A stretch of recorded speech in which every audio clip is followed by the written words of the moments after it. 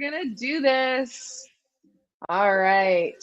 So we've got a bunch of people already on chatting it up in the chat. Why don't you guys let us know where you're from? Listen, I know JD's been here before and he started it off, said he's from Kitchener. So why don't you guys tell us where you're from? Just because we always love to see who's on, where you're from, what do you do?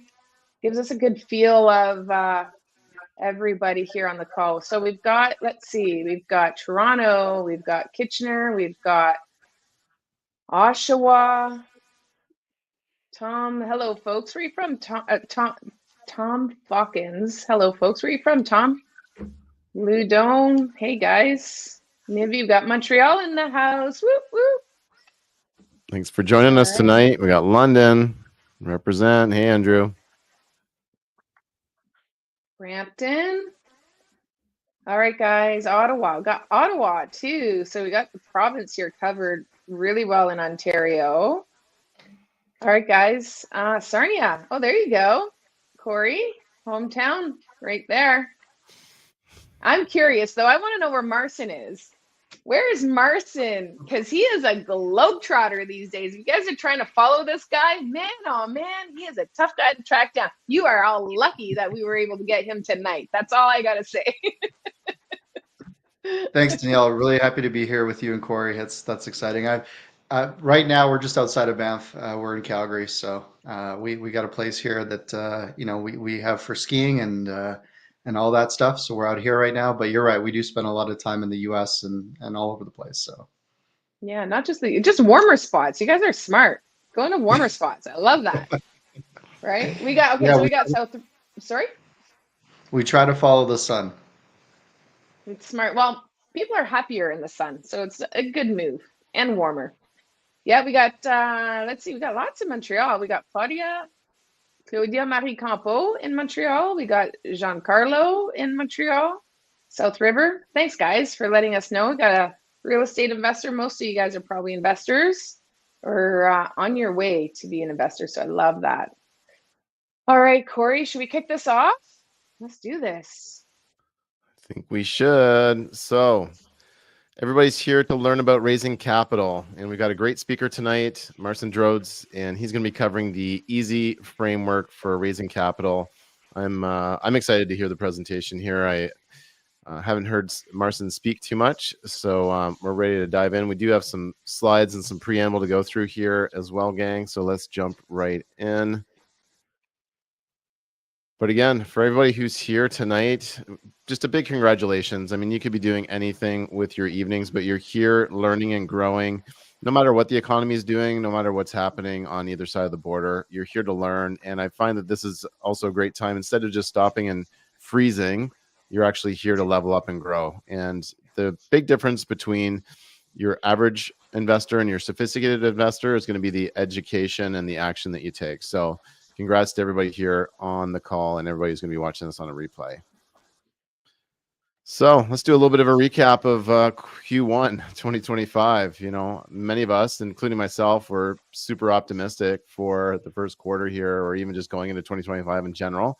And, you know, we've had some interesting things happen with Donald Trump. And, you know, I think in the long term, things will shake out okay, but it's just one of those things where somebody had a good analogy the other day. It's like, you know, there's a new football coach on the team and he's really shaking things up. But at the end of the day, I think the teams will be stronger, you know, from everything that's going on. But just make sure that you're not letting exterior circumstances dictate your ultimate success. There's a lot of different things going on in the world, but at the end of the day, you're the one that has the biggest control over what's going on with your success and your outcome. You know, during COVID, it was very challenging for a lot of people. I just put my head down, got to work, and grew a huge business, right? So everybody can do that no matter what's going on in the world. It's a great time to get ahead while other people are on the sidelines, not sure what to do or frozen. So hopefully, you know, people are going to leave this call today with a great playbook and a good amount of resources that you can plug into. And real estate's still a great asset class. I think if anything, it's just going to continue to get stronger and stronger, no matter what's going on. Like supply and demand, we just don't have enough units in North America. in lots of places around the world. We can't build them fast enough. So that's why I'm a big believer in real estate. That's why I'm all in on real estate, along with everybody else here on the call. Danielle.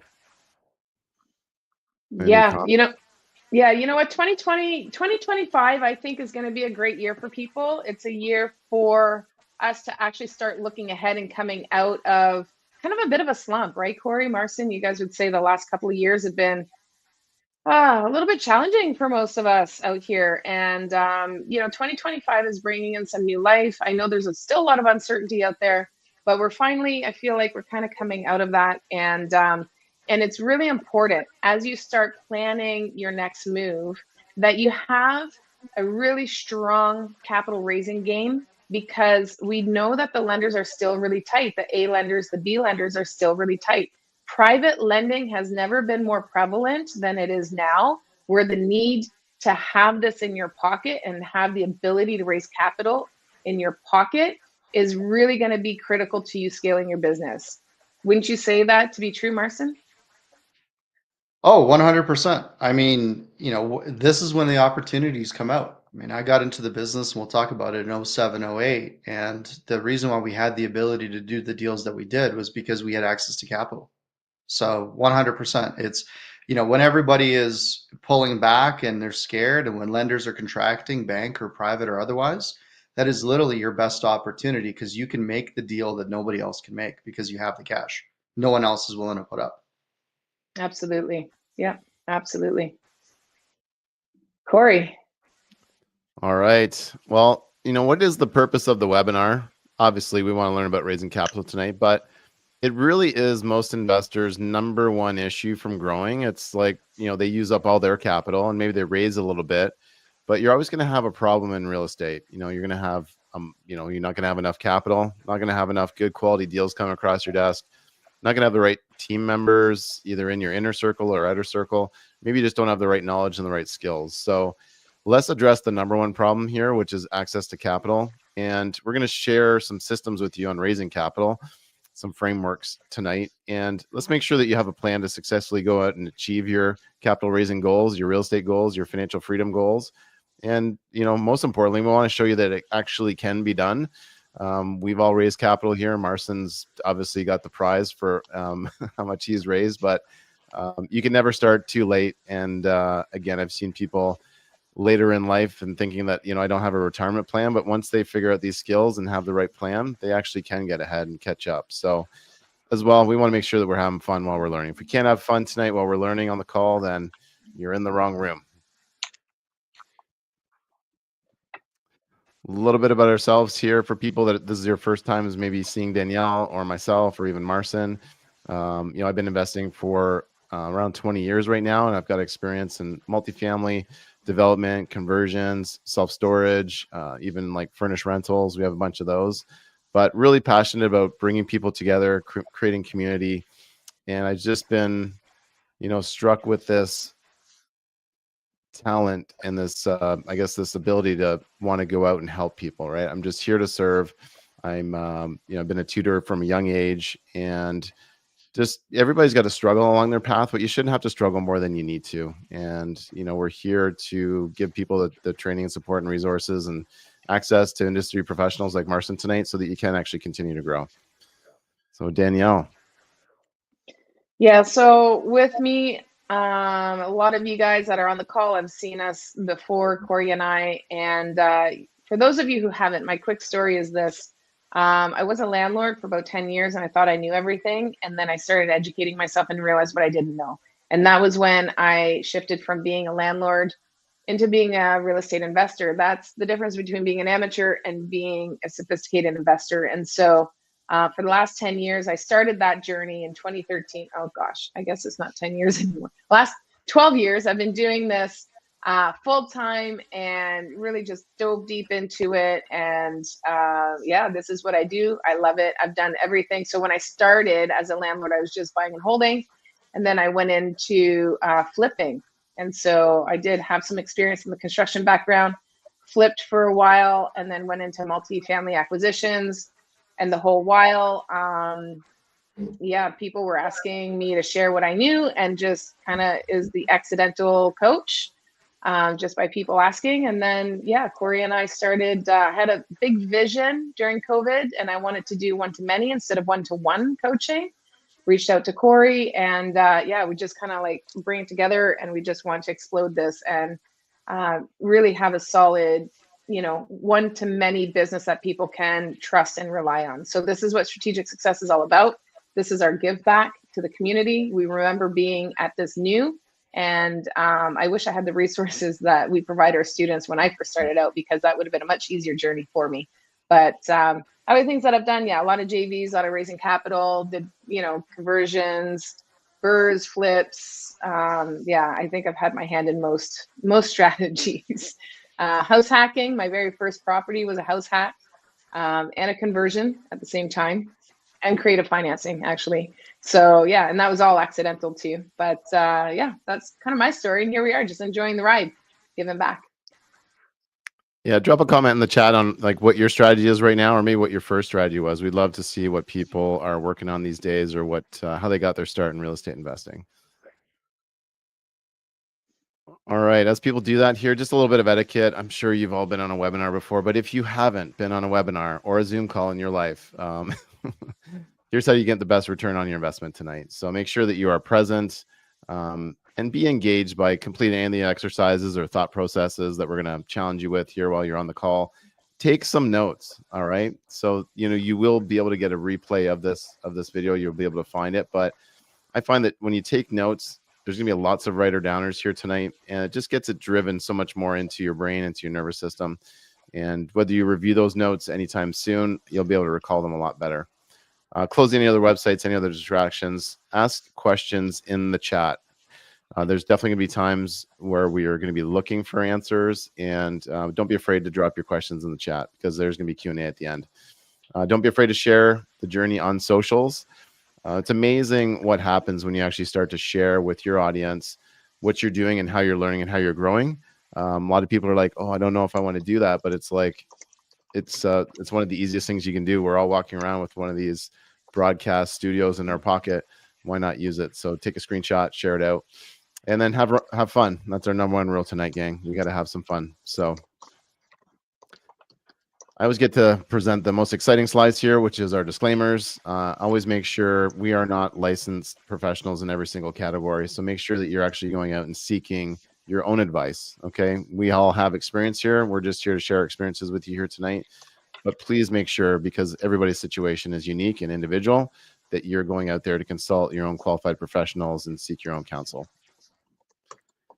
And by being on this webinar, you're also agreeing to have the recordings of your image, voice, and any other contributions made during the session out there in the world, right? So this is a bit of a different kind of a presentation. We're not bringing people on camera except for us three, but if you have comments or things in the chat, just be made aware that these are going to be out there on the internet now. And if you don't wish to be recorded, then don't throw anything in the chat tonight. So those are our disclaimers. Let's jump in. So without further ado, this is our guest speaker tonight. Super excited to have Marcin on here.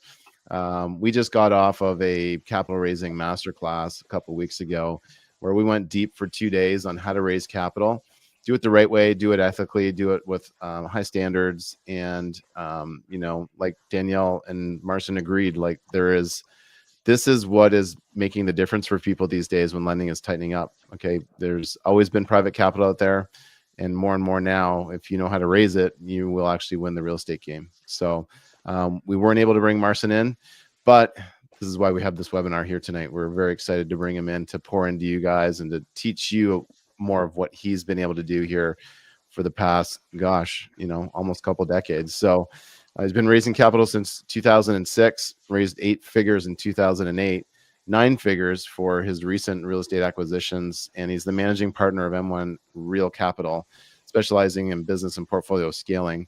And he also teaches this to other people too, for entrepreneurs who want to attract investors before securing their deals. It's very important to make sure you have the money. You can have the best deal in the world, but if you haven't done the job to raise the money, I know people have always said, like, look, if you have a good enough deal, you'll find the money. But the bigger and bigger the deals are, I mean, if you're finding deals that are millions and millions of dollars, the money's not just sitting under a mattress of somebody's house. Like, you got to do the work in tandem raise the money and find the deals at the same time. So he's an expert in raising capital, trust building, and brand development.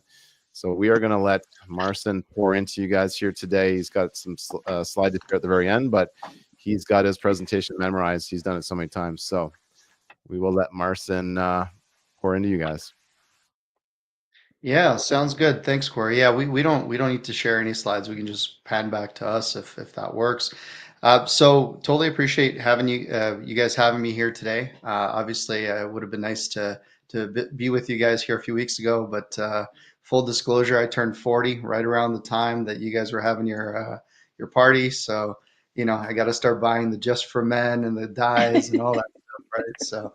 But yeah, no, it's so it was blessed. We had the family, friends. We went skiing, obviously. That's what you do out here. And yeah, so for context, guys, if you haven't met me before, as Corey has said, I've been in this business for, it's actually 20 years now. I bought my first property in 2004, believe it or not. First property I bought, it was in Oakville, Ontario. It was 200,000.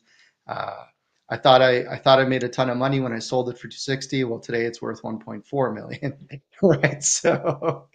But again, it's all context, and it's funny because had I known what I know now, just like Danielle was saying, if you'd known what you know, you would have done different things, and that's where the value of education and what these guys are talking about is so important. So, and just in the chat, if you guys want to let me know how many properties you guys have bought, if you guys have raised money before, just so I get a better idea of who's here and what you guys want me to focus on.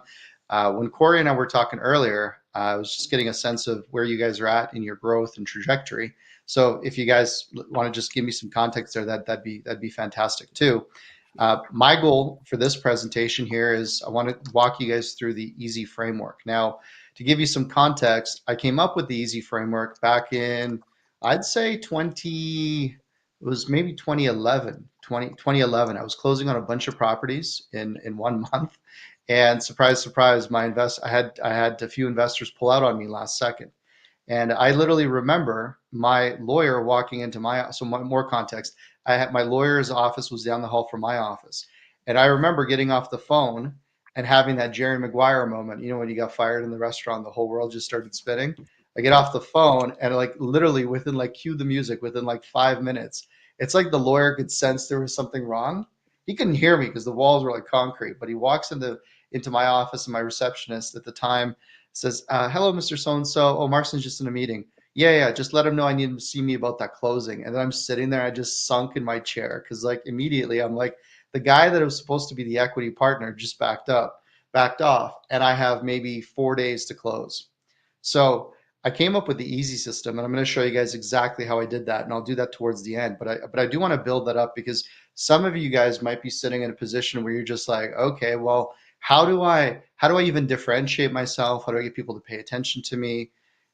How do I create that opportunity where people are coming in? And then finally, how do I actually get people to give me a check? So that's the EASY framework. And it's composed of 3 parts that I'm going to walk you guys through here today. And Danielle had asked me if you guys have questions in between or clarifying things, just put your comments in the chat. Happy to walk through them, answer your questions, whatever it is. Ultimately, my goal for you guys on this 45-minute call is to give you guys context over how to position yourself so that people that don't know you go, oh, okay, that's why I should invest with her or him. Number 2, I want to show you how to effectively get in front of those types of people. So literally you're fishing with dynamite. I want to show you how to bait the hook so that you're attracting money. You're not chasing it, because as an old mentor had told me multiple times, if you chase money, it will run from you. So literally the goal isn't to chase after money. The goal is to attract it. So I'm going to show you guys how to do that. I call that an investor authority funnel. So I'll show you there's 5 different types, and I'll walk you through them. And then finally, the EASY framework is exclusive, abundant, scarce in your allocation. So that's when you're meeting with an investor, how to have a purposeful meeting without feeling like a salesperson, like a professional visitor that leaves 2 hours later and you're more confused than you were when you came into it with the investor. So we want to create that framework for you guys. And then obviously, if you guys want more information, Danielle and Corey had asked me if we could do something for the audience. So for those of you who are interested, at the end, we'll give you guys a QR code. You can have a free copy of my book, Unlimited Investor Leads. This book actually, for a period of time when I first launched it, we actually outsold Hormozi's book, Alex Hormozi. So actually, it was #1 in his category for like a whole 3 days, and then he blew me out of the water. But regardless, we had some really we had a moment in the sun. We screenshotted it, right? But my point is that we'll give you guys that resource. So all right, So Marcin, get started. Yes, Marcin, you got 3 parts: how to position yourself, how to effectively get in front of people, and what's the third? Well, the third part is how to get a check. So how to sell. How to get a check. Got it. Yeah. How to get a check. Got it. Call it whatever it is, but there's a certain way where you want to create this dynamic, Danielle, where people are literally asking you for permission to get in on your transaction, and that's not BS. That's a legitimate, structured framework. And again, I'll finish this thing with how I actually ended up closing. I think at the time I was buying maybe a few smaller duplexes or fourplexes or whatever it was, before we'd launched the fund. And my point is that this methodology will work for you whether you're buying a fourplex or whether you're buying 400 units or anything in between. So it's not like, oh, this is only for the big deals, or oh, this is only for small deals. This is a universal principle that I've taught for quite a while. So we'll kind of wrap that up there. Okay, so as a starting point, like I said, when you meet an investor or when you get an investor's attention, the biggest problem most people have is that you don't have the status and the authority with somebody to be seen as an expert. That's literally the fundamental issue. And when you break it down at like first principles basis, we don't invest with people that we see at or below our level, as crude as that sounds. We just don't do it. And if we do give those types of people money, it's charity. And that's a different frame. Now, if you want to be charitable, that's fine. That's okay. So what do I mean by status? Well, are you seen as somebody that, like when you refer to somebody else, are you referred to in a position where like you're clearly an expert in something? Now, and before you say that, well, that's easy for you to say, Marcin or Corey or Danielle, because you guys have done whatever. Right. Just hold off a second. How did you construct that reality?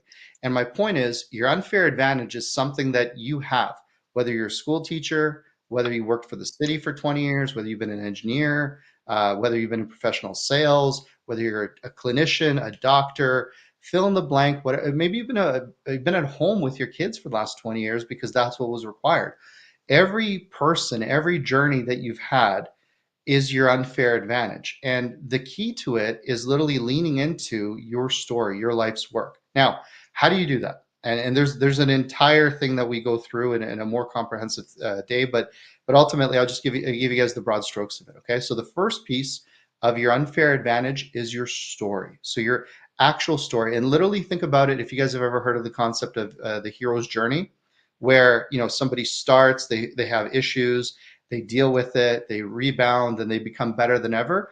All of you have that hero's journey, whether it's going from being a single dad or single mom or somebody with some hardships, growing up with a disability, growing up with some circumstances.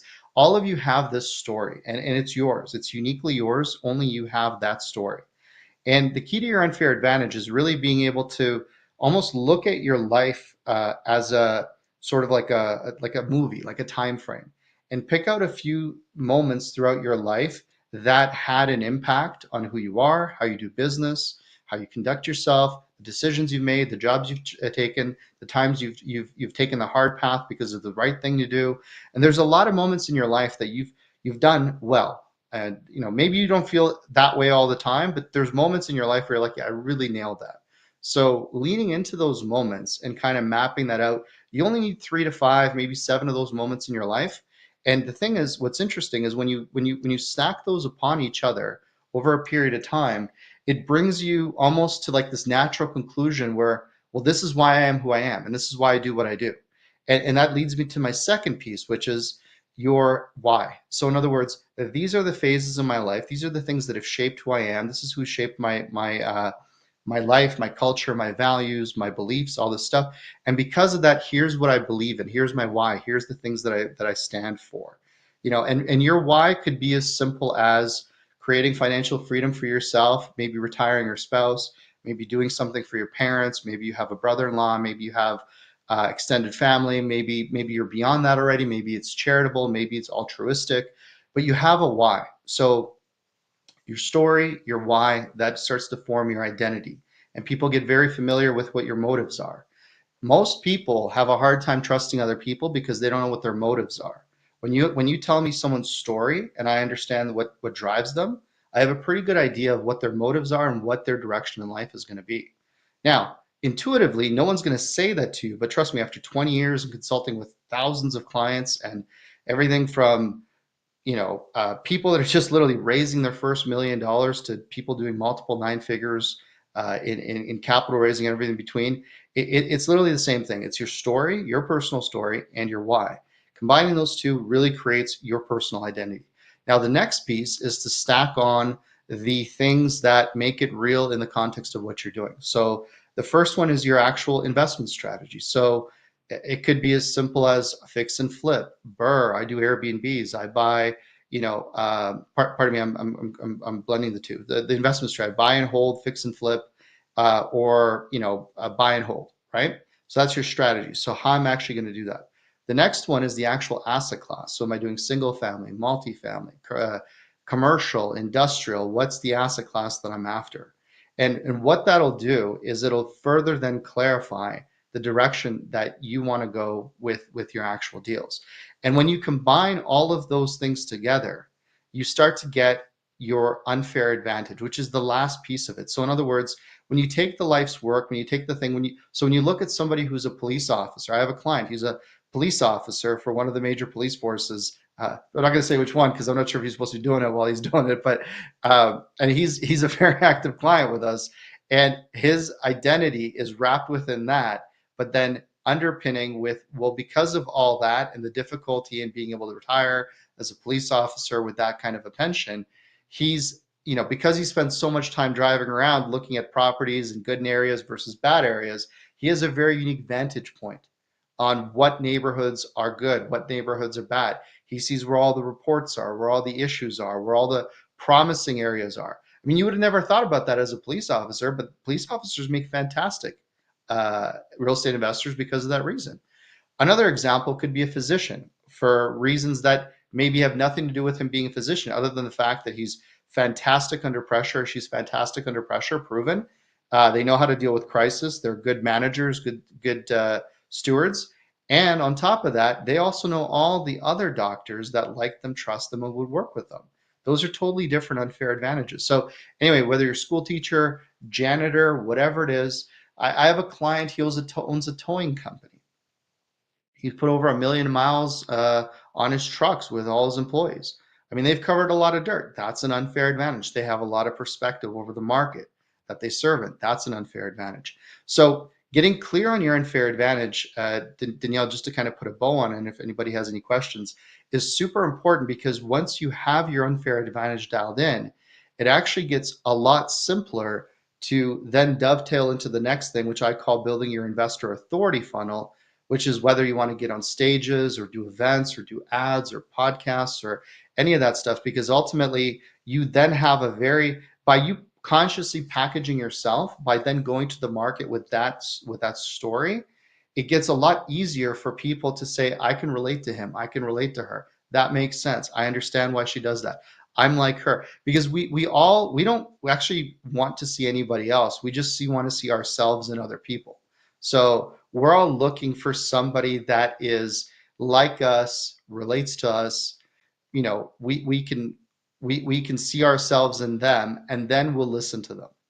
So especially with the internet nowadays and the way everything works, I mean, look at what we're doing, streaming and live and all this stuff. People are trying to find people that are like them, that they're like, I could follow her path, I could follow his path. And that is literally the number one thing that will take you from quote unquote boring police officer who only owns a fourplex or 40 unit building, or boring school teacher that wants to retire, to then taking an authority position in a different frame, where you're now seen as somebody that they could lean into. And that's such an important thing that so few people are doing nowadays. I just want to jump in here real quick because, well, number one, I think I know who you're talking about. I think I know your police officer. But yeah, and you know what? He's done very well. He's done very well for himself because he has that uniqueness about him, and he has the ability to talk to people. He shares his story, and people get onboarded with that. And that ties into what you're saying with the like attracts like. And I'm always telling people, you need to find your tribe, right? Find your people. and go out there. So many people are scared to go out there and be themselves. But if you're yourself, you will attract your tribe. And that's all you need. There's enough for everybody out there, right, Marcin? Like, there's just enough. Find your own people, build your own community, and then don't worry about the rest. Yeah, I mean, most people, I look at our client list, and I mean, with the exception of maybe a handful of people, most investors typically, if they raise $1 million to $2 million a year, that moves the needle so much for them in their life that their business becomes unrecognizable within 5 years, within 2 years, even for that matter. So, I mean, for context, I named my company M1 because the first million is the hardest. Literally, that's why I called it what I called it, because first of all, because I spent for context, for those of you who don't know, I've raised multiple 9 figures of private capital for my deals. I've worked with a lot of clients, and I can tell you, like, the funds that I've put together for other people where they're raising, 75 million, $100 million, whatever it is, it's almost like a thankless, it's cool. It's like, oh, here's the $100 million commitment. If you've never seen one, it looks pretty cool. And you're like, all right. And then it's like, it's done and you move on. But, whereas somebody and it's fantastic, and it does a lot of things on a macro level. But when you help an entrepreneur that is a proven entrepreneur, and she's done all these things and she's put it all on the line, and she goes and gets another $1 million to basically double or triple her portfolio, that to me, that just it gives me a warm and fuzzy feeling, which is super cool, because that's Absolutely. something that I wasn't getting with the larger stuff that we were doing, right? Absolutely. But yeah, to your point, the whole thing is you can call it your tribe. You'll attract your tribe for sure, and being authentically you is going to help you do it. So that's the first piece, getting very clear on that whole piece. By the way, you're never going to have it right, just so you guys know. I literally we have this one exercise we do with our clients called the unfair advantage assessment, where every year we encourage them to redo it, because I mean, even within the first 3 months, you're a different person, right? Like, if it's you're buying your first apartment building, first storage, first business, first whatever, that first experience, that first 3 months, Corey, when you left your corporate gig, was it 10 years ago, right? Those first 3 months were very, very, very different immediately, right? And then, so the whole point is, guys, when you raise your first million or first couple of $1 million, you'll reiterate your unfair advantage. So don't feel like whatever you put down right now is like typecast forever. So that's another thing. Don't worry. Don't think like you're permanently bolting your identity down. It'll evolve. Think of your favorite actor. Think of your favorite musicians. They evolve, they change, they take on different personalities, right? So you will as well. And as long as you see yourself that way, it's fantastic. So that's step one. Step two is your investor authority funnel. So once you're super clear on that first piece, and you're very clear on who it is that's responding best to you, the next piece is to then create interest and create traffic in you. It's the business of you. Contrary to popular belief, it's not the deal that people are investing in, unless you're a private equity firm or a large family office. That are a lot of these guys that are transaction oriented, where they need to place $5 million into this type of a deal. Okay, well, who has that kind of? Those are the types of investors. But for most people on this call, and the vast majority of people, you're not looking for Wall Street money. You're looking for Canada. You're looking for Bay Street. You're looking you're looking for the actual Main Street dollars. And obviously, Danielle had already said, make sure you work with lawyers and accountants to do everything legally before you actually take people's money, guys. Please, it is a regulated industry. But my point is, even before you have a deal, you can build credibility in yourself with people, because again, you think, okay, I have a deal now. Now the money's just going to pour in. That's not true. You need to spend on average 2, 3, maybe 4 months, if you're half decent at telling your story to a complete stranger. We've done studies on this. They typically have to have at least 8 to 12 touch points from you before they actually write a check.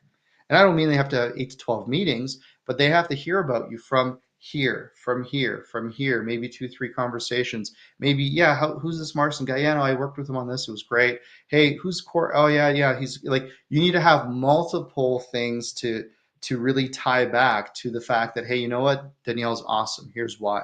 Corey's great. Here's why. You need to have multiple of those touch points. So just because you have a deal, that's cute.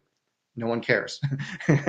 And deals are, in my opinion, deals are the easy part. And you're going to argue with me on that. And that's fine, because if you have a deal and I have the money, eventually I will get the deal, but you will not get the money. So you gotta, in my opinion, it's probably the most controversial thing that a lot of people say, but the money to me is what drives the deal. And case in point, the last building I bought, I bought 144 units in Houston, Texas, and they wanted 16 million. I paid $11 million for it. How did I get it for 11 million? The offer fell through twice. Once at full ask at 16, and once at 14.5 or 14, call it 14.5. And both times it fell through because the guys couldn't close. So when they finally came to me, and I'm like, well, here's the bank account. Like here is the bank account. Here's proof of funds. They're like, oh, okay. They weren't thrilled about the price, but they needed to sell, and I could close. And we did. So as you guys know, you make your money when you buy, right? All right. So the second piece for being able to raise capital is the investor authority funnel. Now there's 5 of these funnels, and I don't recommend you do all 5, but just be cognizant of them.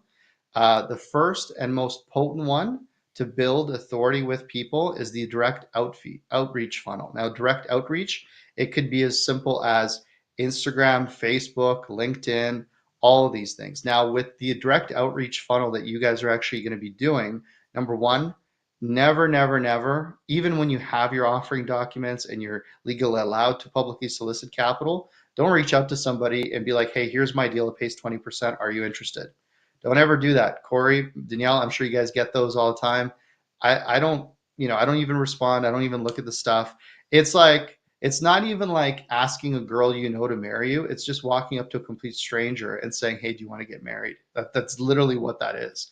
Human beings would never conduct themselves in any other venue, yet with investing, they think it's okay. Not a good concept, not a good look, obviously, and also a lot of times not really a legal thing because most people don't have the right paperwork. But regardless, that's the first piece. But the direct outreach funnel is actually the most potent one. So if you look at a continuum of results and time, the direct outreach actually has the highest result and the shortest amount of time, but not for the reason that you think. It's not because you reach out and say, hey, here's my deal, minimum investment is 50K. The way we do it within our system is, if there's somebody that I want to connect with either on social media or whatever it is, what we typically do is we take a day or 2 or 3 days in advance. We follow them, we like their posts, we comment, we engage. And then after we have an idea of what the angle is to engage, we then message that person and say, hey, I know you said this, I'm working on this, would it be worth a conversation? And that's a different frame, because when you show up to that meeting, here's the cool thing. We don't actually even bring up our deals. We don't bring up what we're working on. The whole meeting is about them. And I create a dynamic where you build trust with them, get them to tell you about what they're doing. And it's funny, after about 10 or 15 minutes, they'll be like, so what are you working on? And then I literally do the thing. I'm like, yeah, you probably wouldn't be interested. We have investors, we're doing this thing, but it's probably not something you want to look at. Well, no, maybe it is. And then you now have permission to just slow roll the entire thing.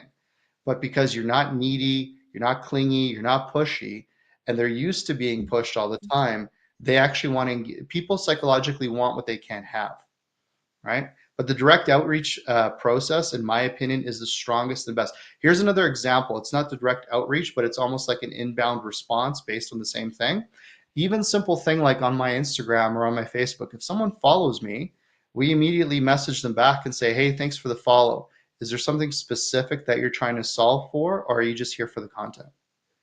And it's just a really easy, no pressure, easy vibe kind of thing. Because I genuinely want to know, if you're following me, you're just genuinely curious about my life, which isn't really that interesting. So that's probably not it. Or there's something that you're trying to do with your life, and because I position myself in a specific way, you gravitate to that. So I want to flush that out, right? So that's the first piece. So the direct outreach funnel, I highly recommend it. It's the lowest cost, fastest way to get feedback. And if you're targeting the right avatar, if you're targeting the right people based on your unfair advantage, it'll be the easiest way for you to get people to engage with you. And more importantly, they'll know why you're reaching out to them, based on how you position yourself on LinkedIn or Facebook or whatever it is. Think about, yourselves. Like Corey, if you have somebody reach out to you on LinkedIn and you're even remotely interested, the first thing you do is look at their profile, right? You're like, who is this guy or who is she?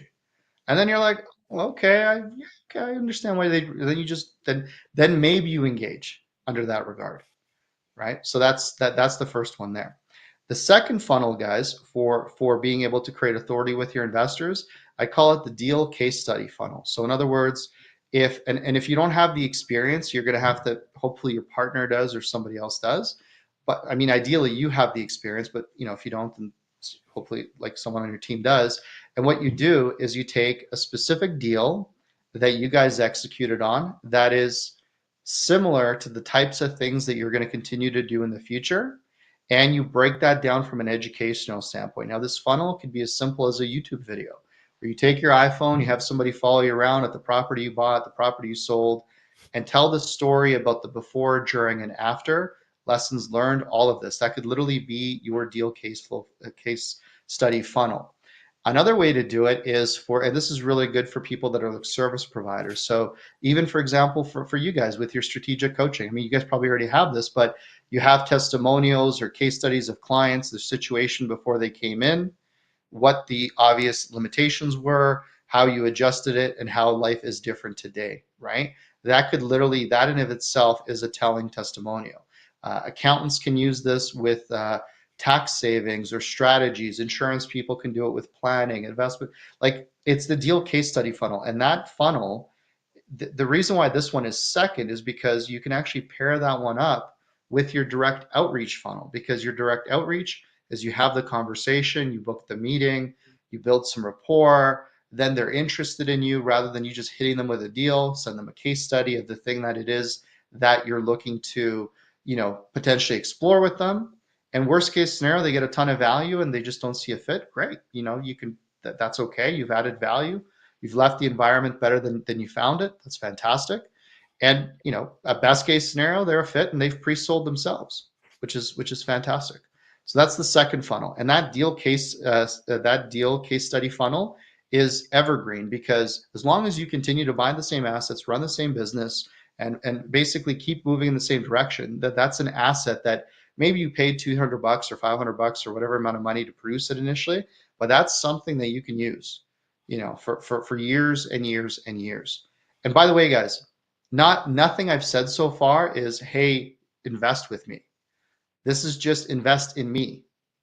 Like, learn about me. Like, you become investable. That's all this is. I like that you mentioned there, Marcin, that these are assets, right? You're building these assets. They really are assets to the marketplace, to the people that are following you, that are watching you. They may not be liking and commenting like crazy on your stuff, but guaranteed people that are in your network, in your circle, if you've engaged the algorithm with them, they're watching you for sure. And these are definitely 100% assets to have. Yeah, 100%. I never see me. So again, you guys don't have to do this, but for years now, I've literally flown the same camera guy out to every event I do. I speak at stages, conferences, whatever. I'm happy to pay for him to go there to film it, because for me, capturing that footage is like documenting in my mind. It's the way I justify it to myself. One day when this thing is the Amazon of my eye, that it'll have all that footage captured, right? So I don't see it as an expense. I just see it as part of the plan, because one day, when I was going to say old and gray, when I'm older and grayer, I'm going to say, hey, like, it would have been cool to watch this thing kind of being put together on the way in, right? So, and again, guys, you don't have to go to any extremes, but just consciously, even go on Facebook, hey, looking for somebody to film my event, willing to pay $200 and I'll buy you dinner. I don't know, like, just keep it easy. iPhones are so easy. You could buy these little microphones. It's a super easy way to do it. So anyway, so that's the second funnel. The third one is your group funnel. And the group funnel for many of you guys is probably going to be the most potent one once you nail the first two. And a group funnel could literally be a Facebook group, a LinkedIn group. You can do, there's Skool. I don't know if you guys are familiar with Skool, Skool. I have a Skool group called Capital Connectors. You guys can actually check it out. I think we're at 1,200 members now. It's a free group. And the purpose of this, and I have multifamily, national multifamily, it's 4,000 or 5,000. And my point is, you guys can create school groups with intention to attract a very specific type of avatar. So let's use the school group because that's the one that Danielle put in the group. So for me, my client in M1 Inner Circle is operators, capital raisers, fund managers, people that need to raise capital for periods of time. So you don't just cold call these people and be like, hey, let me teach you how to raise money. You got to add value, build a community, give them a ton of value. We do it for free. And we don't sell any information. We only sell implementation within our business. So all information in my business is free and it's within those groups. So we don't gatekeep anything. We just put information there. And the reason why we do that is because it's a great nurturing sequence for clients. And it's a good, by the way, a group funnel is more work. So by this point, you probably have a VA, you have some support, you have some help, you have people around you, you have partners, because just the direct outreach on its own is work. Creating the deal case studies work. And then if you're trying to manage a group, as Danielle can tell you, it's, running a community, running a group is, you do it because you enjoy pouring into people. It's something that is going to take a little bit of time. But my point is, with the group funnel, if let's just say your unfair advantage is that you're a doctor or a police officer or whatever it is, and you're investing in, let's just say, apartment buildings for tax advantage, for reducing your tax burden, whatever it is, right? So then your group funnel would be something that you would then attract that type of investor. So for example, police officers that don't want to pay tax, police officer real estate investors to save money on taxes or something like that. And you try to niche, again, that's not a good marketing name, I know, but you try to niche it down.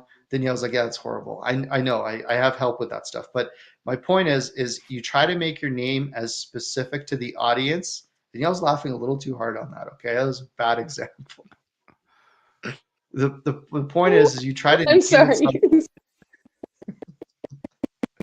It's a good thing I'm muted. No, I'm laughing because you said I got people for that. I don't. This is not. Listen, I think it's really important. I don't want to interrupt you, but it's really important to acknowledge your weaknesses and then fill the gaps with them, right? And anyway, so that's just, yeah, it's making me laugh. Sorry.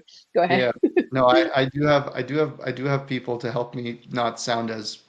You let me talk long enough, I'm going to say something stupid. It's going to happen. So, that was it. Well, I have ChatGPT. No, I have ChatGPT for that creative stuff. I'm just telling you. Okay. I mean, we all have our weaknesses. We're investors here. We're not creative people. There is a difference. Yeah. And it's okay to call that out. Anyway, go ahead. So calling your group funnel something specific is going to be very helpful. That attracts that ideal investor.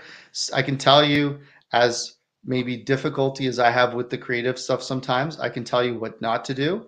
Don't call a group something generic like Real Estate Investors or Real Estate Investors Toronto or Real Estate Investors Canada or Real Estate Investors New York or whatever it is, because the problem with that name is you're going to get a lot of people that sign up because they'll search it on Facebook or Instagram, but nobody will engage because there's no intent in the name. So you guys all see these groups on Facebook, 50,000, 100,000 members, zero engagement, or worse, it's a spam fest. And people are just posting, everyone's just posting their garbage. Nobody's engaged. So with a name like Capital Connectors for the group, we started a few months ago. I think we got 12 or 1,400 members now, just because it's very specific, people that are looking for capital. And then, there's a way to flush people out with questions and whatnot, but it helps us. So that group funnel, any other content that we create, whether it's the case study stuff that we have, whether it's any of the outreach stuff, any of the marketing stuff, all of that stuff pours into the group. And then we take some time on our team to facilitate that as a group funnel.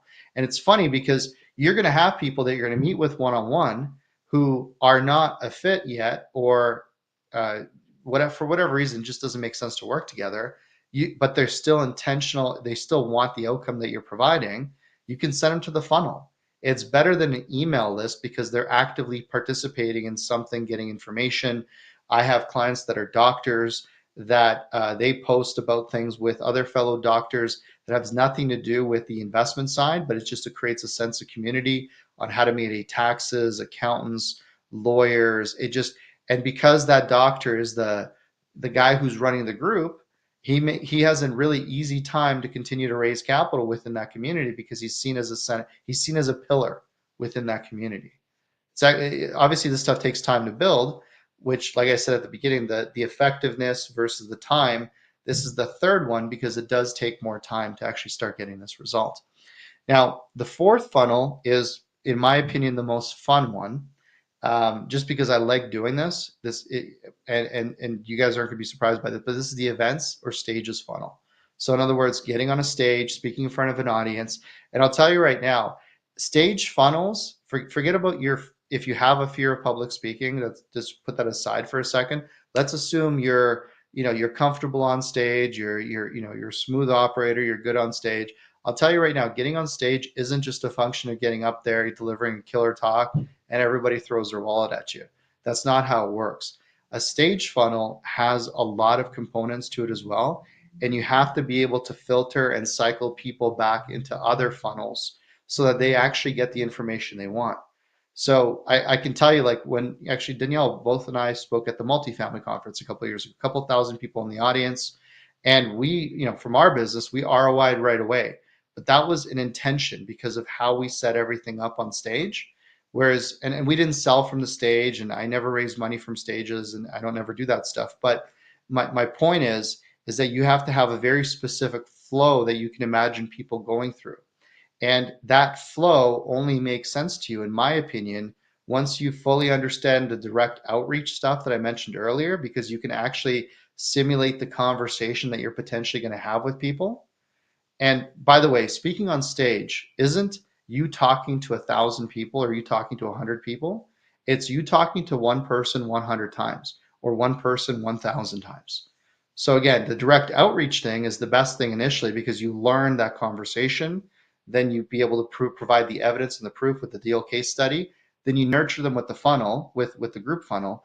And then when you get on stages, you actually know what to talk about in a way that people will respond to it because you'll have done the work months or years earlier with the outreach stuff. And that's going to make a really big difference for you guys. The other thing people do with the events and stage funnels that I don't really think is a good use of your money is you think that, okay, so you're going to sponsor a conference, you're going to put up a booth for your investment deal, and 3 months later or 3 days later, you're going to get a check from those people. Very few people will walk up to you at a conference and just be like, yes, you're the guy, here's my money. And if they do, be very careful because the person that becomes super turned on that fast can also become the worst investor you ever deal with 3 weeks later. So just be mindful of that last piece. The people that will come up to you at conferences and write a check, not necessarily that day, but like within days of that, are people that have already been touched by you earlier, whether direct outreach, through the group thing that you're doing. Maybe they saw a case study, maybe they saw you on a webinar, whatever it is. So the stage thing, guys, by the way, how you get comfortable with stages is start with little ones. Literally offer to speak at a nonprofit. So people ask me, how'd you get so comfortable on stage? I volunteered for nonprofits and I would literally go and speak on stages for charities early days. I did Toastmasters. I did all of that stuff because I knew for me, the one-to-many thing, as you guys had mentioned, to me, this was going to be a high value skill. So getting that figured out is going to be a huge piece. But again, in my stages of how you figure out how to grow as a capital raiser and as a deal maker, that's number 4. That's not that. So don't think that, oh man, I got to do that right away. No. Once you get good on the outreach, then you figure out how to provide some proof in a case study, and then you create a little bit of a community. Then you'll be okay with talking to people beyond that community, which is going to give you the confidence to actually start doing that last piece. And then the last funnel, the 5th funnel, which is the most complicated and convoluted funnel that any of you guys are ever going to come across, is the content funnel. The content funnel is becoming an Instagram influencer, a Facebook influencer, all this other stuff where you have all these followers and likes and YouTubes and all this stuff. I can tell you guys the content funnel, if it was 10 years ago, I'd say do that one first, because as long as you shot a video with a cat and it was, drinking out of a pink bowl of milk, it would have gone viral. The internet today is very different than it was. Everybody's trying to do the content thing now. and there's billions of hours of footage that never see the light of day. So my whole point is the content funnel is a good funnel to build, but it's like the thing that you build in the background, and you just slowly build up on it and build your evidence, build your comfort, because it's going to be discouraging if you spend 3 hours on a video and you have 12 likes or 12 people. Like, you know, all of you on this call have probably done this. We're like, oh man, Instagram has this new thing, and you screw around with it for 2 hours, you post it, you get like 12 views, and you're like, oh, right? Like it's, and I'm not saying that's not good. I'm just saying that building up to that from scratch is really difficult. And the other opposite end of the content funnel is, okay, so then you start creating content that you know is going to go viral. But the problem with that is then you get all these followers that are never going to be your clients. I have one of my clients, for example, she went viral. She has 40 or 60,000 followers on Instagram now, but all of her followers are, they'd buy makeup from her, they'd buy cosmetics from her, but they're not going to be investors. They're not the right demographic. So my whole point, guys, with the content funnel is like, if you look at my Instagram, I have maybe 9,000 followers. I'm happy. If you look through my followers, they're doing the thing that I'm doing. So they're good followers. We get business from there. We find clients. We find investors. We do business with the people that follow us because it's very specific. I'm not trying to post videos of me flying private or luxury this or the stuff that some people post. Because if I posted that stuff, I'd get more views and I'd get more followers, but those aren't the people I want following me. So it's really important that you guys have intention there. So anyway, I shared a lot with you guys, but my whole point is, if you take your unfair advantage and then you focus on the outreach initially, you create a case study or a deal study, something that you can point to and be like, here's why I do what I do, and then start putting that into a group format and do that consistently enough, you're gonna have a lot of people that are gonna want to book with you. And actually, I don't have the time for this on this call, but one of the other things that you'll do, my goal for you is, you have so many people that want to meet with you, you actually have to implement guardrails to protect you from meetings. Because Corey, you probably have this, Danielle, you probably have meetings where everybody wants to pick your brain, right? Everybody wants 20 minutes, everybody wants 30 minutes. And there's nothing wrong with that, guys. I'm happy to be of service to everybody. The challenge is I have 24 hours, I have a 3-hour daughter, and if it's between you and my daughter, I'm going to go hang out with her every single time. So it's not even a question. So, but how do I still give everybody the service and the quality? And that's being able to create those offboards things. So Danielle, did you want to stop there for a second, or do you want me to keep going? Yeah, no, this is great content, guys. I did post in the chat. If you guys have any questions, put your questions in the chat. We do have a couple of questions here for you. I just got to scroll back and find them. I know Jay Deep had a question. I think it was about, like, how do I build a brand, like a personal brand story or brand? Like, what are your thoughts on that, Marcin?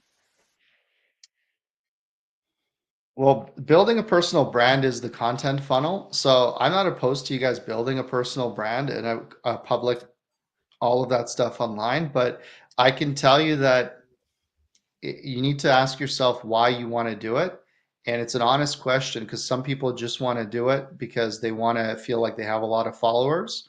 Other people want to build it because they want to position themselves in authority with very particular people. So intention matters. I see the question: what are the best ways to brand ourselves? So look, that's slightly a different question there. The best way to brand yourself is with your unfair advantage. Again, go back, like, do the hard work, guys. You got to do the hard work, or have somebody like us extracted from your brain, because there's hard work here. Like, literally, your story. What are those moments that really crystallize in your identity? And then because of those moments, what is your why? Like, why are the things that are important to you? I'll give an example of my why. Okay. So I grew up, when we came to Canada, we lived in, not exactly, it was lower income housing. So for me, I grew up in that environment. I remember as a kid, things really upsetting me with, like, how the landlord didn't care about certain things. And I was young, but I didn't understand certain things. So I buy Class B apartments and I turn them into A style quality housing, because for me, I think everybody should be treated with a level of respect in their home. And that for me, I've owned Class A stuff and I'll invest in Class A stuff, but I really love the Class B housing. Or in the US, I don't know if you guys are familiar, but there's an asset class called workforce housing, which is kind of like a Class C, but it's like a bare bones Class B, but it's called workforce housing. I had 300 plus units in Tennessee. We sold them. We cleaned it up, and so I like that asset class because I can relate to that. I don't want to do the high end luxury stuff because to me, maybe it's just not it's not the thing that I want to provide to the market. And that ties back to my story and my why. So yeah, and Corey said it well. The brand really does begin with you and your unfair advantage. Yeah, So I think Danielle, oh, go ahead. I was just going to say, I think it's important for people to, and this is a big one for me, Marcin, and maybe you can speak on this, but I think it's really important for people to just embrace their story. And most people are embarrassed by it because it's not some, elaborate thing, but everybody has something that's intriguing to others. And you just got to find, just look at your life. I mean, I remember sharing stories where people are leaning in, they're like, wow, really, that happened to you, or you went through that, or that helped shape you for who you are. And those are stories that you want to share. And maybe you need to get a little bit vulnerable with them. But as soon as you do that and you start, that story is what's going to help you build rapport with others. And that's what's going to kind of pull them in. And so, I don't know, maybe you want to talk on that, Marcin, where it's just a little bit difficult for people to maybe come out with their story because they're a little bit embarrassed or they don't think it's what it should be, right? I think there's some preconceived notions around that. Yeah, I mean, I'll give you an example. There was a young man that came up to me at an event that we did a while ago. He's a good-looking guy. We're talking, and he's well dressed, well mannered, but he's very somber, very very serious. And I looked at him. I'm like, "Hey, man, like, what's with the sober face? Like, did I run your dog over in the parking lot or something?" I just I just try to get a laugh out of him or something. And he looks at me. He goes, "What do you mean?" I go, "Well, you look very serious." He goes, "Oh." I'm like, is everything okay? He goes, yeah, and then he came clean with it. He's just, I don't like my teeth. So he actually said, Mm-hmm. I don't like my teeth. So it's funny because it had nothing to do with his state, but his mental perception of himself impacted his actual state, right? Now, I actually said to him, I'm like, dude, you're a good looking guy. And he just lit up and like his entire state just changed, right? So it's interesting. We all carry these things and, without going too deep into it, but yeah, that's something that you need to address and work through and get some support on. So and Danielle, I've got a few questions here too, but why don't I go through the easy thing at the end just to finish off? And then we can take some questions. So again, we've helped you identify your unfair advantage. We've helped you figure out how to drive traffic. And by the way, these are all free strategies that you can do without the stages one. That one, if you're going to spend money, you can spend money on that one. But these are all relatively free or low cost. And then the last piece is, okay, so somebody meets with you, they're interested, you have a deal, you have all your paperwork. How do you create a sense of urgency and real demand? That's the easy method. So easy is exclusive, abundant, scarce in your allocation. So exclusive, what are 3 to 5 things about your opportunity that are exclusive? So case in point, the last building we bought, what's exclusive about it? Well, number one, I'm buying it for less than half of what it would cost to build. Literally, if you were to build that building right now without the dirt, you'd pay over $22 million. I paid 11 plus the dirt. So we did pretty good. Number two, it's in an MSA of 8 million people, i.e. Houston. For context, for Canada, that would be like the GTA, the entire GTA, or a good chunk of Quebec. So it's not like Nukpuk Nunavut where there's no one there and we basically paid nothing for where somewhere nobody lives. Like, so for context, when I was talking to my Canadian investors, so if you bought that in the GTA, you'd have paid $50 million.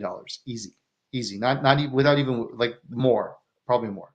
But regardless, so just for context, and cement is cement is cement, wires are like things relatively speaking cost very similar amounts. So they see the value there.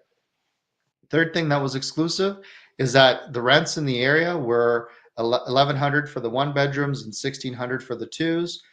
Currently, that building was 30% under price because their ones were renting for 600, 650. Twos were under 9 something. I don't even remember anymore. But so there you go. So those are 3 things. Oh, and number 4 It was right down this a little way down the street from the second largest airport in Houston, which is called Hobby International Airport. For context, Hobby International Airport is the backup airport to Houston, and that airport is bigger than Canada's largest airport.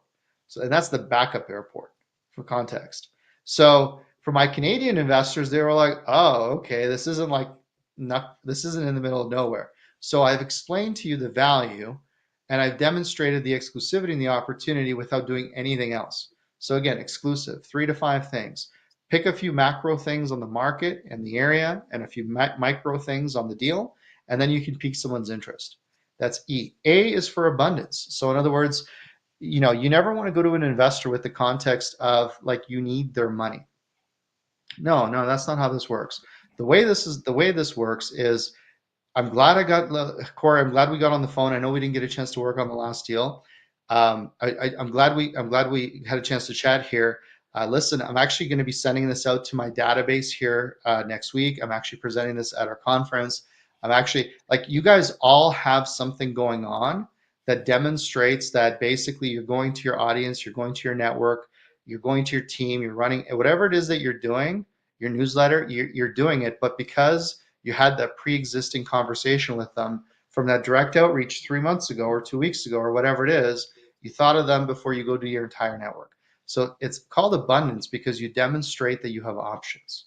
You're not showing up with your, little bowl saying, hey, like, what do you think? Like you're basically telling them, this is a great deal. I'm doing this. I want it to come to you before I go to the market with it. That's a really important piece. Now there's other components there, but that's the gist of it. S is for scarcity. So there's 2 ways to create scarcity. One is time. Now, if you're syndicating and you're doing deal specific, the deal closes when the deal closes. That is the timeline. If you're doing fund models or fund to funds or larger entities or things like that, yours might be an allocation difference. So for example, you only have $1 million. So you could literally be like, hey Corey, so we talked about whatever it is. So my challenge with this deal is I'm only looking for another $1 million. Our average investor on the last deal was 150,000. So we're only looking for another 6 or 7 clients. That chunks it down to something believable, palatable, because no investor is going to, well, depending on who you guys are dealing with, if you tell an investor you need $1 million, he or she, unless they're at a certain level, they're probably going to be thinking, okay, well, I have 50 grand. So you want to make sure that you make it believable and scalable for them. Also, you limit it to the amount of people that you're looking for the opportunity. And then Y is for your allocation. And again, guys, this conversation will be 10 to 20 minutes when you're talking to somebody, meeting with somebody. But at some point, you're going to say, okay, so why don't we do this? Or why don't we do this? I know you have a lot of questions still, and I'll send you the full data room. That's something else, guys. You gotta learn how to build data rooms if you're going to be raising money. I'm going to send you the full data room, which is not hard. I'm going to send you the full data room. It'll cover everything, all the documents, legal, accounting, all the stuff that's in there. But just out of curiosity, if everything checked out and everything was the way you thought it was, is there an amount you'd consider investing in this? Now, if someone's serious, they're going to tell you, yeah, if it all checks out, I'd probably look at 100 grand. If they're not serious or they don't have the money or whatever issue, they're going to be like, yeah, look, the truth is that, or, but at least you can have a frank conversation so you don't make the fatal error that I used to do 20 years ago, where just because somebody didn't say no, you thought eventually you'd get a yes. And that's the worst thing you could possibly do, because then you're burning time. So again, exclusive, abundant, scarce in your allocation. And if you combine your unfair advantage with your authority funnel with the framework for how to actually deal with people one-on-one, assuming you have all the legal paperwork in order, you should be in a much, much better place. Wow. I'm just trying to keep up and taking notes for everybody. And yeah, I love this. I'm just going to put one more last thing here for everybody. We do have one other question that showed up. And before we start winding down, if I can go back and find it. So Nathan wanted to know, how would you deal with mental blocks? So if you have investors in Europe maybe that are hesitant to invest, how do you deal with that? How do you help an investor invest with you? Help me understand that question a little bit better. How do you The deal way with I'm mental? reading it, yeah, the way I'm reading it, I think he wants to see how do you overcome I'm not sure if it's your mental blocks or the investor's mental blocks, but he said, for example, investing in Europe where people are more hesitant to invest in, how would you help them invest with you, like overcome those mental blocks? So I think the question is phrased as a limitation in of itself. For context, the economy in Europe is just as big as the entire US GDP. So no, people don't invest less in Europe. You just know the wrong people, or you're talking to the wrong people, or you're thinking that they're not there. The market, the EU, is as big, if not bigger, in GDP than the United States, for context. So no, money moves. People invest. It's just your perception of, people have money, people don't have money. That actually brings up another point, is that a lot of people, their limitation is, well, I don't know anybody with money. Okay, well, how does everybody else do it, right? I mean, you get into that's why positioning your unfair advantage is such an important starting point, because you pique curiosity. 20 years ago, 30 years ago, I would have told you, yeah, it's harder because you don't have social media, you don't have the ability to get an audience, you can't get on TV unless you have money, commercials are expensive. I remember 20 years ago when we used to do this stuff, we would do radio ads. I'd spend at the time 10 grand a month on radio, 10 grand 20 years ago. Oh man, I was like, I mean, was that today 40 grand, 50 grand, whatever that equivalent is? You can get this for free now. You just got to know how to tell your story. That's really what that is. Like, get really good at telling your story in a way where people want to hear it, and you will, like Danielle said earlier, you'll attract your audience. The thing is, most people in general aren't patient. They think that they need to start doing something, and you're going to post a video, and 3 days later you're going to go viral. It's not how it works. Like, as long Well, as you know that your content is going to take years to mature, and let's have the honest conversation. It'll take you years to actually sound good. It'll take you years and reiteration to actually learn how to do this thing as well. Well, and I was thinking that when you were going through all of the funnels here, Marcin, and you said at the beginning, like you might not do well in the beginning with your direct outreach funnel, but you know what? You're going to bomb it. But as you have those conversations, you're going to get better. It's the same thing when you're building your group, your community. When you first go on stage, you're going to bomb it, right? It's going to take time for you to practice it to get better at it. But coming back to the question here, you bring up a great point. Like, are the mental blocks that people are scared to invest in Europe, or is the mental block that you think people are scared to invest in Europe? So where's the mental block? Is it with you or is it with them? Right? I love that. My wife has a really fun saying for me sometimes. She says, "It sounds like an issue, not an ish me." I'm gonna steal that. I love Maria. I'm gonna steal So, that. I so, gotta so thank her. Nathan, maybe this is an issue, not an ish me. Okay. Love that. Okay, we got maybe time for one more here. I think Daniel was asking what docs are in the data RM.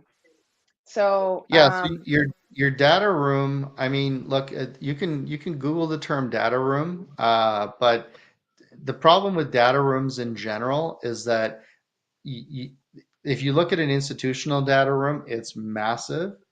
What, for your own curiosity, go to ChatGPT and say, I'm a real estate investor and I'm trying to put together a data room for my investors.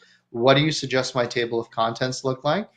I'd be actually curious to see what ChatGPT tells you to do, because ultimately your data room, for context, you should have your legal documents, you should have your executive summary, you should have your team, your investment thesis, or business plan, depending if it's a business or if it's real estate. And you should have the supporting evidence of the things that you're substantiating that make your deal make sense. So, by the way, if you have more articles or third-party valid reports, appraisals, land assessments, if you're doing construction projects, the permits, that kind of stuff, the more of that stuff, the better you could put in there as a starting point. And the best hack is, you guys don't need like a fancy $500 a month data room. You could literally just get an encrypted Google, like not a folder, but you know what I mean, like the Dropbox, but Google, or you could do a Dropbox one, get an encrypted one, and then literally label the folders 1, 2, 3, 4, 5, 6, 7, 8, 9.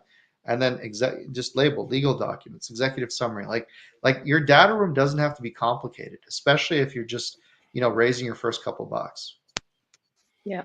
And honestly, guys, like when you're looking at that, just think about your executive summary is going to have all of the high level stuff. And then everything else in it is just supporting documents to validate everything that's on the executive summary. That's the easiest way to really think about it and look at it. And that anything that you're putting in there is just going to support what is on the executive summary. So investors like Marcin is going to look at that executive summary and go, numbers look good. Let me see if they check out. And then he's going to go looking for that data. If he doesn't like the numbers, he's just going to move on. So that executive summary is really the most important piece of document to catch those investors' attention right out of the gate. All right, Marcin. Woo, that was a lot of information. Lots of information there, guys. So it looks like this. You have your unfair advantage, build your authority funnels, and then build the easy framework. That's it. Put these three pieces together, follow this, and then you'll be able to really start honestly attracting money like you never thought possible. And then that's when you can start scaling your portfolios here. Corey, should we start taking it home? We got a few giveaways here that we want to make sure that people don't miss out on. So we want to thank people for coming out. 100%. Yes, thank you, everybody. Like, numbers are holding strong here. We really appreciate everybody staying on here. So in conclusion, we had to actually write some conclusions here before we even knew what Marcin was going to talk about. But these are just some universal truths when it comes to raising capital. There's a lot of money out there in the system, and there's a lot of money out there for the right deals, the right time, for the right people, the right opportunities. I saw Marcin talking about that in his stories the other day. But the quality of your process and the amount of time and effort and the reps that you put in is going to determine the success you're going to achieve. This is just, you get out of the process of what you put into it, for sure. And when you have a big goal, it can be really overwhelming. But when you break it down into some bite-sized steps, and when you get that understanding, Marcin just took you guys behind the curtain today to really show you what works, the easiest way to get started, the lowest cost way to get started. And then, the avenue that a lot of people are trying to get started with first, which is their content funnel. And yes, I will agree, that's one of the hardest funnels out there, because the stakes are a lot higher today than they are even 5 years ago, 10 years ago. I mean, it was so easy to go viral and to get a lot of followers and make money from that. But having the right people in your corner can definitely help you make progress. So let's let you guys know how you can stay in touch with everybody that you met here tonight. So next steps, let's make sure that we're connecting with Marcin and your host here on Instagram and whichever platform they prefer to be stayed in touch with. Let's download Marcin's free book. Book your integration call with Corey or Danielle if you guys want more help with this. Secure your spot at our next informational webinar. Next week, we have another awesome webinar. I think we're going to break the internet on this one. It's going to be pretty cool. There's going to be 6 people on the stream, and we're going to be sharing you guys a bunch more in like the landlording kind of space here in Canada. But join our WhatsApp community here. Download your free resources as well. So how do we do that? Well, whip out your phones, grab the link here that's connected to the QR code. Maybe we can also drop it in the comments as well if there's a web link. But little hack, if you're actually doing this on your phone, take a screenshot and then have somebody else scan it for you so you can actually get that as well, for sure. So go and grab this QR code. All right, we're getting lots of thanks here in the chat. It's a great presentation, brilliant, very helpful. Yeah, Corey, I think what we did with that QR code is what I walked you guys through is the UFA and your authority funnel and the easy method. What I've done there is I've opened up a few spots on my team's calendar if you guys are interested in actually talking about your specific situation with where you're at in your raise, and you can actually just book in directly there. And also, you'll actually get a copy of the book that we were talking about here. And actually, Corey, I just remembered, I forgot to bring this story full circle. So remember that lawyer came into my office and he threw the keys down. I had to tell you guys the full story. He threw the keys down a few days later and he's like, hey, we're closing on this property. Where's the money? And I said, here you go. I had one investor come in with all of it. And as I did that, That's how I ended up creating the investor. How I ended up getting him in on the deal is I got on a phone call with him. And before I got on a call, I sat down, I wrote down at the time, why do this deal, which became the exclusive. How do I show him that I'm still going to do this deal regardless, which was the abundance. As for scarcity, I had it. I had to close in 4 days. And then why was, okay, your allocation, right? And literally, when the lawyer then came back and I handed him the check, that was literally how we got the deal done. And from there, I'm like, I remember I don't smoke, but I felt like I needed a cigarette after that experience. And after all of that, I just literally sat down and I just wrote out, okay, EASY. And that's how that came up. That's a cool story. That's a really cool story. Yeah, But and that's life why, changing, guys. You get these stories by being on the playing field and doing the work and putting the reps in. It's so key. But thanks for clarifying what people get with the QR code there, Marcin. That's an awesome story. I'm glad those walls were cement thick, so he couldn't hear you yelling Or and crying. Hey guys, if you want help with real estate investing in general, here's another QR code for you here as well. We help a lot of beginner and intermediate investors get unstuck when it comes to real estate investing. This is all we do as well. We're more holistic. Like, we teach a bit of everything when it comes to real estate investing. Marcin is an expert at raising capital, which is very important. If you guys want help scaling your portfolio, breaking through roadblocks of any sort, book a call with us here as well. And we're here to always help deliver value and point you guys in the right direction for sure too. So take a screenshot of that QR code and make sure you guys take some action on that as well. All right.